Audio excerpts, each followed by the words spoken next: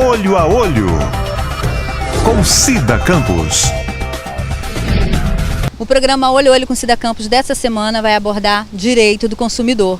Claro, Dr. Lucas Serbati. Seja bem-vindo, Dr. Lucas. Saudações, Cida, e saudações a todos os internautas do Olho a Olho com Cida Campos. Dr. Lucas, tantas dúvidas, o direito do consumidor nunca acaba, né? Tantos problemas, né? Nunca. Estamos dormindo, estamos consumindo, estamos acordados, estamos consumindo e através disso é muito importante que nós conhecemos os nossos direitos. Infelizmente ainda muitas pessoas não têm acesso a todas as informações, mas graças a você, Cida, sem dúvida, a população de Cachoeiro, de todo o Brasil, tem acesso a esses direitos. Dr. Lucas, quando um documento é roubado e aí a pessoa precisa tirar a segunda via, é gratuito? A pessoa tem que pagar? Quais são os documentos que ela tem direito na gratuidade? Pergunta muito interessante, Cida, porque é muito comum a gente ver as pessoas pagando. E na verdade o que acontece? No estado do Espírito Santo existe uma legislação estadual que permite, caso você seja furtado, roubado, você fazendo um boletim de ocorrência, que pode ser feito através do site da Polícia Civil do estado do Espírito Santo. Com esse boletim, que se chama também boletim unificado, você consegue tirar uma segunda via de carteira de identidade, CNH, documentos emitidos pelo Estado de forma gratuita pela segunda via. Nossa, que bacana! Então quer dizer que é só solicitar pela internet mesmo? Exatamente. O boletim você pode fazer pela internet, não precisa ir ao Departamento de Polícia Judiciária, né, que é a Polícia Civil, hoje em Cachoeiro, lá no BNH. Mas se você não tiver condições de ir, você pode ir pela internet, no site da Polícia Civil, basta ir no Google, digita Polícia Civil Estado do Espírito Santo, lá vai ter uma janela chamada Delegacia Digital. Você acessando com seus documentos, fazendo um breve cadastro, você preenche e presta todas as informações do ocorrido, e dentro de 2, 3 dias esse documento vai estar validado. Ele vai ser um boletim de ocorrência, também conhecido como boletim unificado, e com esse documento você consegue emitir a segunda via dos documentos que foram furtados e roubados. É importante ressaltar isso, não são documentos perdidos, é furtado ou roubado, e você conseguirá essa isenção. Então, se você perdeu, você não tem direito.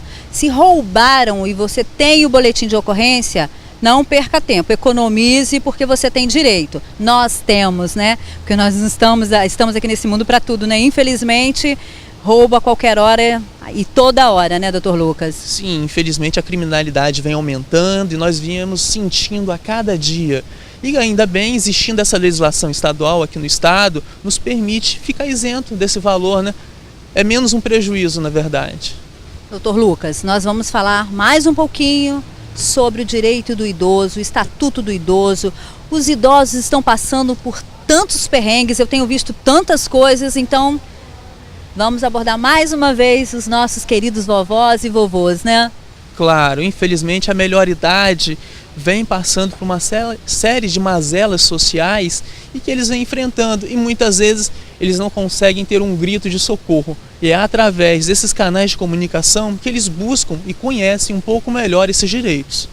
Dr. Lucas, quando o poder público não atende bem um idoso, às vezes ele está ali, bate em uma porta, bate em outra, e aí um funcionário fica jogando um para o outro e ninguém sabe nada, e às vezes até mesmo diz não sei, e o idoso fica para lá e para cá.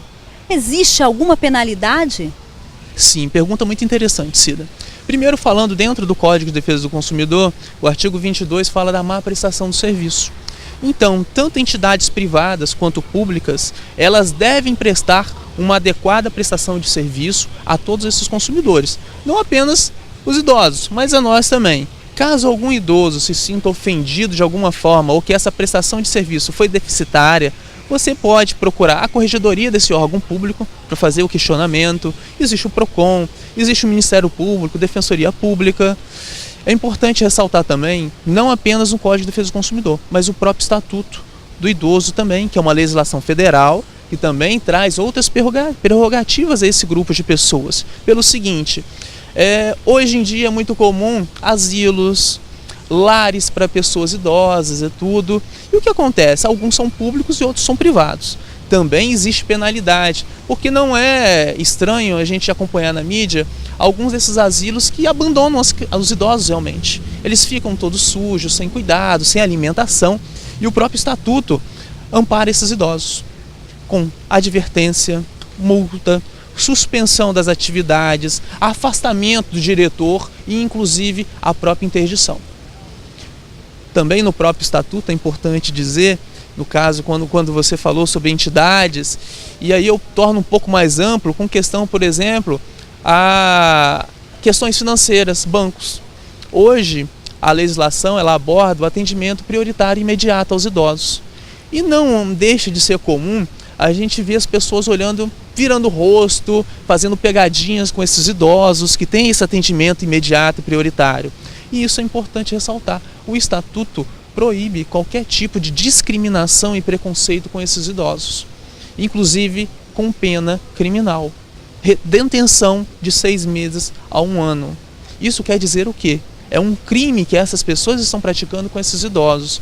Então, se de alguma forma esse idoso se sentir que está sofrendo um preconceito, que os funcionários estão jogando um para o outro e deixando aquela pobre pessoa ali, aquela pessoa isolada, sem atendimento, se ela se sentir realmente que ela está sendo ofendida, que está tendo um preconceito, é muito interessante ela procurar testemunhas que presenciaram aquele fato, ver se naquele local existem câmeras, senha. Quanto maior número de provas ela possuir, conseguir deter, melhor para ela conseguir provar essa infração. Doutor Lucas, o celular hoje também é uma arma. Hoje tem muita gente que tem o celular e pode estar filmando a qualquer hora, a qualquer momento. Então deve aproveitar, né, essas imagens também, que são provas, né? Exatamente, é outro mecanismo de prova, tanto de áudio quanto de vídeo. Você pode filmar aquela situação que está acontecendo. Eu me recordo também de muitos idosos que estão nos pontos de ônibus municipais e os ônibus não param para eles. Eles passam direto, ou mesmo se eles param com um afastamento maior, em locais que os idosos não conseguem levantar o pé para subir no degrau, e eles fazem isso justamente para que aquele idoso não consiga, ou ele sofra para conseguir. Infelizmente isso, ainda existem seres humanos que sentem prazer em ver o sofrimento e a dificuldade de uma pessoa. E quando esse idoso se sentir nesse caso, é muito interessante a filmagem, porque ele vai provar o quê? Que aquele motorista, que aquele funcionário, aquele servidor público está atendendo de forma deficitária e principalmente está de forma intencional querendo causar um sofrimento naquela pessoa. Doutor Lucas, quando tem uma filha, um filho, ou um neto, um parente que está tomando conta do idoso, tem a tutela daquele idoso e proíbe a visita de familiares, o que esta pessoa deve fazer? Esse filho que não consegue ver a mãe, ou essa sobrinha que não consegue ver a mãe, porque este cuidador, a filha ou o filho, não permite. Cida, muito importante essa pergunta, e é importante lembrar que existe o direito à liberdade. Direito à liberdade seria o quê? A convivência familiar.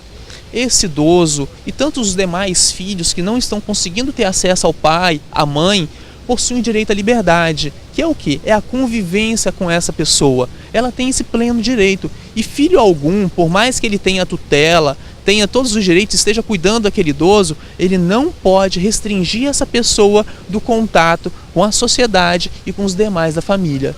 Isso gera penalidade. Também o Estatuto do Idoso, lá entre os artigos 40 e 45, traz um rol de medidas que podem ser aplicadas contra esse filho que está criando obstáculos do acesso dos demais familiares. Isso, resumindo tudo isso, na verdade é como se fosse um cárcere privado, né? Bem colocado. Isso seria até crime, dependendo da ótica que você observar e a forma com que esse filho estiver impedindo esse idoso do direito à liberdade, do convívio com a sociedade, do convívio com a sua família, ele está praticando um cárcere privado. Haja vista que o idoso não tem mais autonomia de liberdade. Ele não pode ir e vir mais, ele está recluso naquele local que aquele filho detém ele.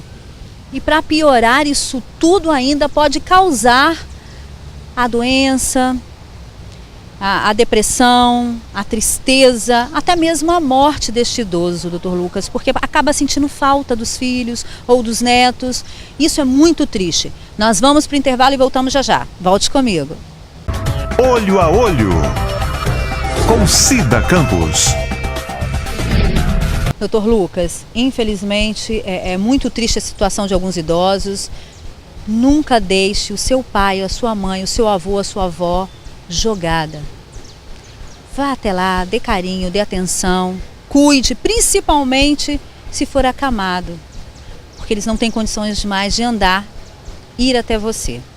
Doutor Lucas, quando o idoso está no hospital, internado, seja o sexo feminino ou masculino, tem direito a acompanhante? Sim, Cida, esse é outro questionamento. Os planos de saúde acima de 60 anos já vêm disponibilizando, também nos hospitais da rede pública. Essas pessoas, às vezes elas possuem restrições físicas ou mentais, realmente, apesar de ter a plena capacidade civil, que requer um cuidado maior. E às vezes o hospital ele não vai ter uma enfermeira, uma técnica de enfermagem de 24 horas à disposição.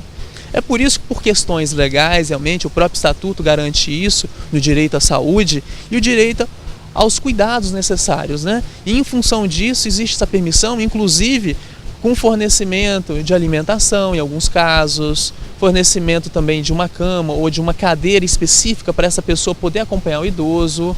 E se isso não acontecer, reclame. O idoso realmente possui o direito à saúde, ao direito à liberdade, são os cuidados necessários que essa pessoa precisa ter. Muito importante.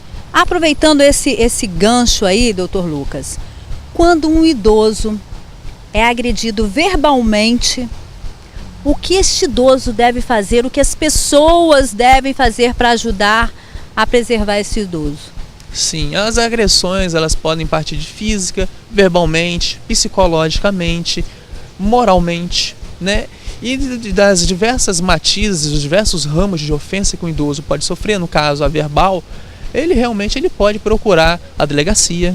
Existe o departamento de polícia judiciária para ele abrir um procedimento pela ou calúnia, ou difamação, ou injúria que ele possa estar sofrendo. Ele pode procurar o Ministério Público, um advogado da sua confiança e promover a ação ou criminal possível, buscando repelir que isso não venha acontecer novamente e a pessoa causadora desse fato seja punida criminalmente. Isso está acontecendo muito em Cachoeira Itapemirim, doutor Lucas. Na última quarta-feira agora, uma senhora de 78 anos praticamente foi agredida verbalmente por um vereador de Cachoeira Itapemirim. Isso é um absurdo. Vereador, por favor, conheça o Estatuto do Idoso, pratique mais. Isto é muito feio. O senhor foi eleito para fazer e fiscalizar as leis, para ajudar o município a crescer. Muito feio. Doutor Lucas, a publicidade é enganosa e abusiva.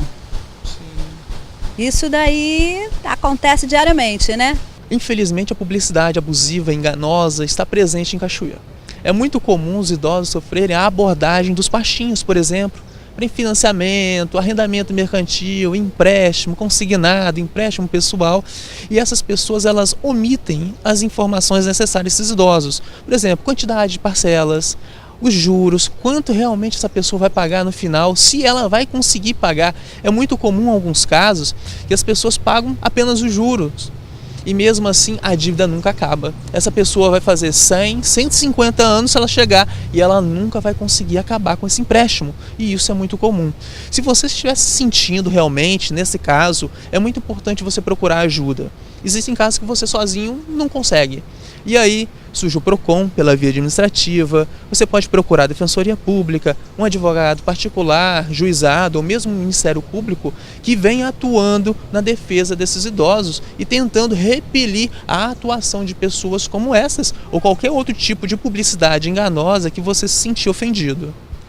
Eu observo aqui no centro de Cachoeira Itapemirim algumas pessoas, umas financeiras, elas ficam abordando principalmente os idosos, segurando no braço, puxando e insistindo para que eles peguem empréstimo.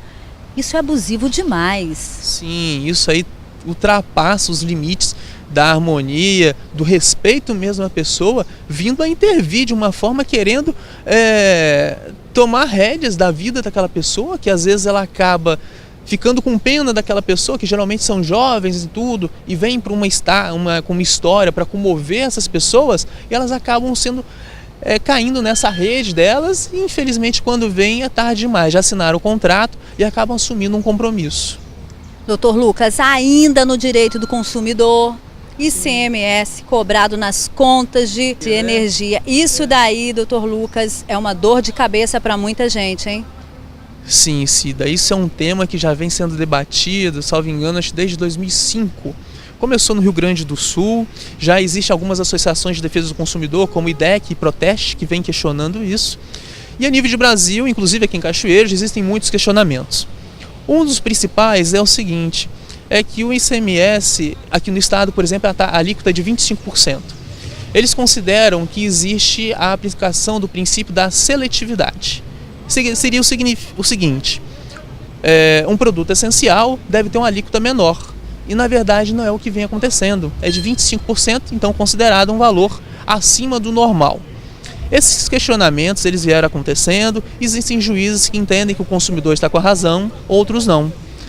Como existe um conflito muito grande entre tribunais, o Supremo Tribunal Federal em Brasília considerou que, em virtude desses grandes conflitos, eles avocaram a responsabilidade para eles, suspendendo todas as ações, até que então esse tribunal delibere de forma final se é realmente um direito do consumidor ou não.